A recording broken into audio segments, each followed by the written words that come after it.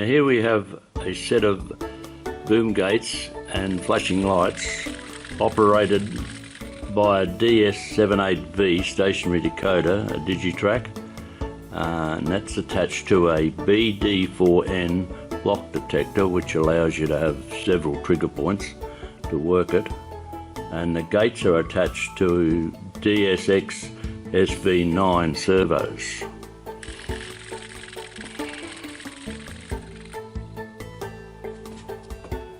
Now the gates are attached to these servos, which work quite well. Now this is the stationary decoder that is working it, and it's triggered by the BD4N detector. Also have a pretty primitive switch that works the lights and the signals. I intended to replace this with a micro switch, but I haven't done that as yet. Now there's a trigger on both tracks that will trigger these lights. The first one is here, just past this crossover for this track. The other one for the other track is behind the crossover.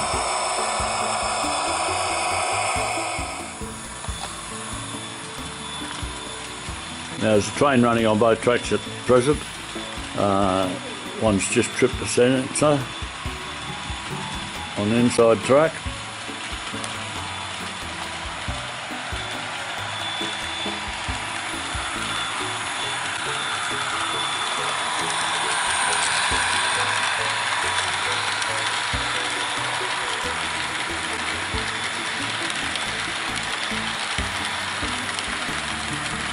So I'll continue on till he hits the other sensor to turn them off, which he's about to do now. We'll send it off. The train on the outside track is coming down over there.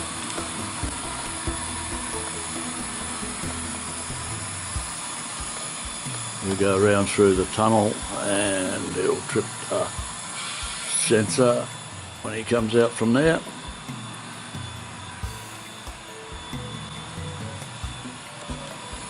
Which will change the signal lights. He's hit it never out now, and he'll trip the sensor and make the gates.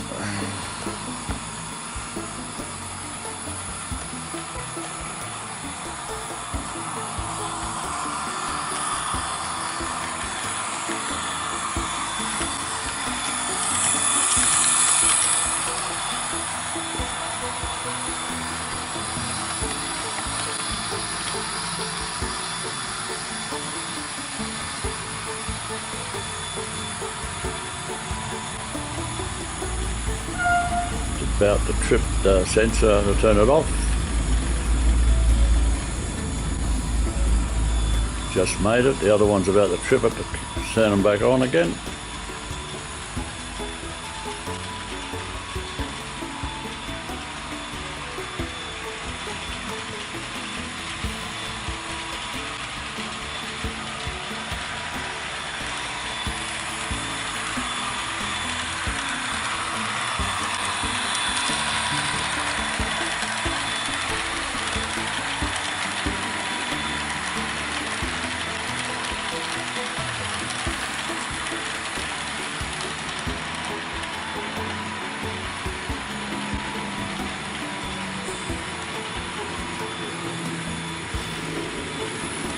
And there they go off again.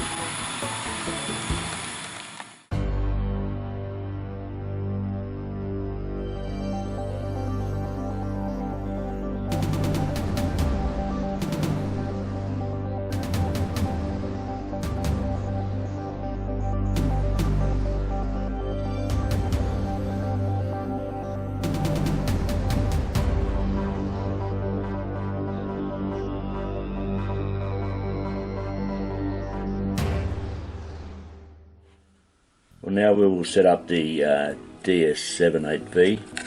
It's just a matter of connecting these three. So we'll connect the first one to the loco net, connect a throttle to the outside one so we can program it, and we'll connect the power to it.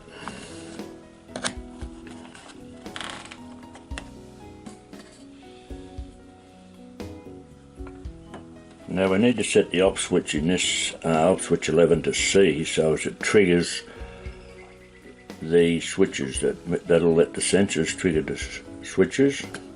So we hold the op switch down until the two lights flash. Once they're flashing, we go over to the throttle, press the switch, select 11 and set it to closed. Then back to the DS78V and hold the op switch down until it flashes back. And that's all it needs to set the op switch. Now with a 602 throttle you can read what the ID of the box is. So first we press the button, press 3 and then 4. It'll take us into there. We'll read that, and it's telling us now that the base address is 1 plus 8. That's the standard when you buy it. We don't want that, so I want to change that address to 101.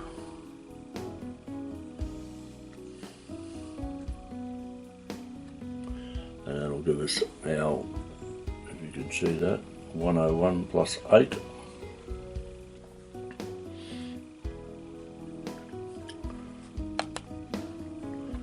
We now have that address down the bottom, 101 plus 8 is the number of the switches. Now we need to set a route to work this. So by pressing the top one,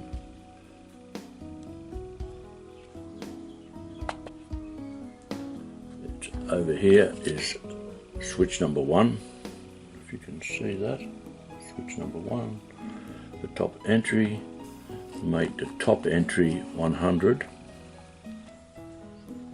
which is a dummy, to allow to be the start of the route. Now the first number, that first one is the route number that will trigger this setup. So the next one we want is 101, which will start the lights. We'll then put some dummy numbers in to put a delay between the lights and the servos. So go 108, 107, 106, 105. Now we've got 2 left, so we'll go to 102, which is one of the gates, and 103, which is the other gate, and we'll press the save button here. We'll save that. Then on the other left hand knob, turn that, it goes now to route 2. So again, set again at 100, but this time we need it closed. Go to the next one, which this time we want the gates to come up first, so we'll set one of the gate numbers, 102, closed. The next one is 103, closed. Then we'll set the dummy ones to put a delay in it, so we get 108, closed, 107, closed, 106, closed, 107, closed, and finally we'll set the 101 close, which is the lights. So we'll save that one. Now the 2 routes are set to that. Can exit out of that. Next, we've got to set the CVs on 102 and 103 to work the servos, so they'll go at 90 degrees. We'll just do that in a sec. Now we need to set the CVs on the 2 servos that operate the gates to get them to swing to 90 degrees. So we press our keys, and then 2, 1 will take us into there. If we've got the switch address of 102, 101 is the one that works the light switch, so we won't set that one just yet. We'll set 102, which works one of the servo gates. We want CV number 25. We'll read that, and it's telling us the standard setting on that is 10. So I want that to read 0. Once we hit 0, we can then write that. It's the button down here. We'll write that to that CV. We then need to get the CV number of 26.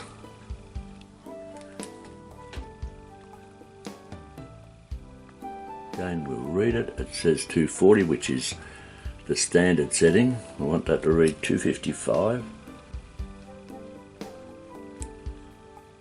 And we'll write that one. Go back. And that's done. Now we'll go using this knob. We'll change it to CV103. And we'll do the same thing. We can write 26 first, it doesn't matter. See, it's reading 240. So we'll set that to 255. Write that one. Read that back, and it's right. Go back, we'll get the CV number 25.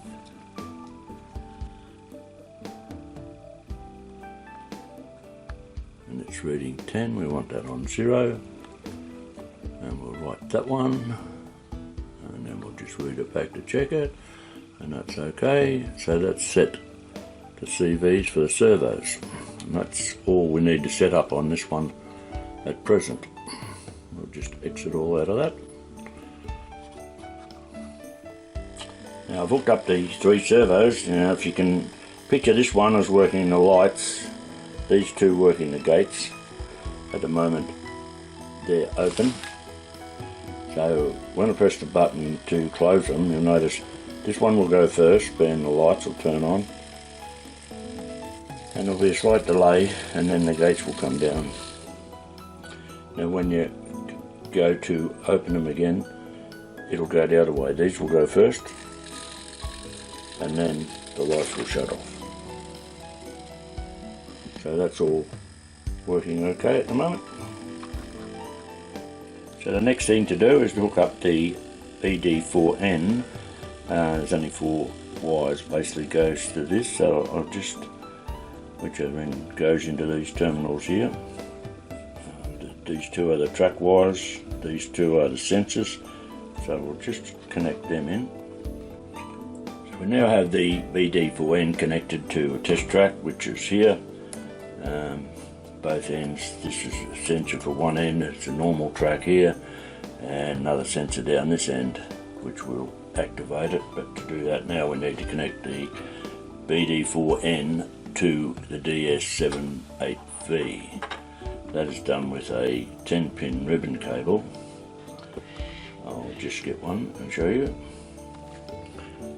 Now with the ribbon cables, they say that the brown should come out of both boxes on the right hand side, and they should be joined together then through a terminal block. But if you follow the diagram, when they're joined through a terminal block, they're actually flipped over, that the black connects to the brown.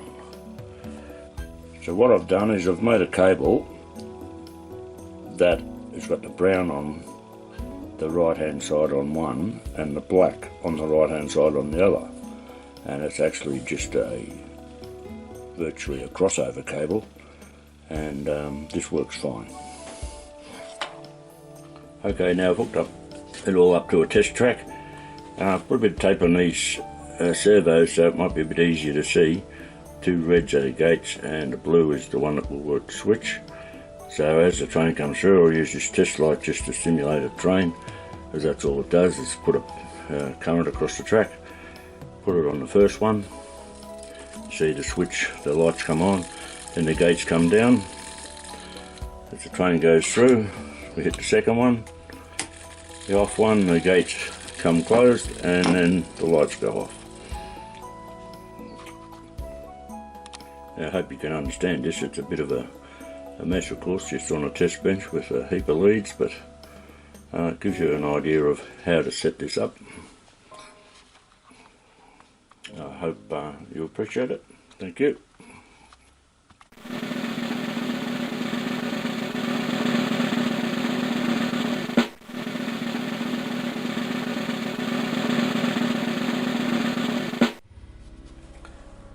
Now, a question you may ask is why I set route 2 with 2 numbers the same, which is 107.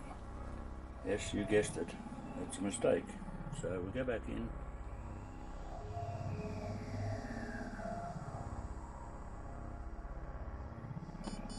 Go back into there. Select it. We need route 2.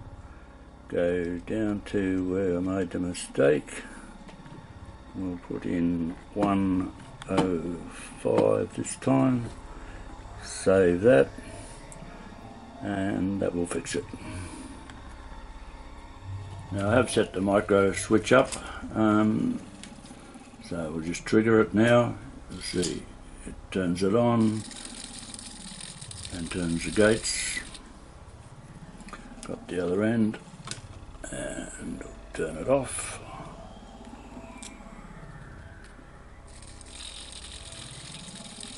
And it comes back again. Now the adjustment on the servo for the micro switch, left CV25 at 10 and change CV26 to 50.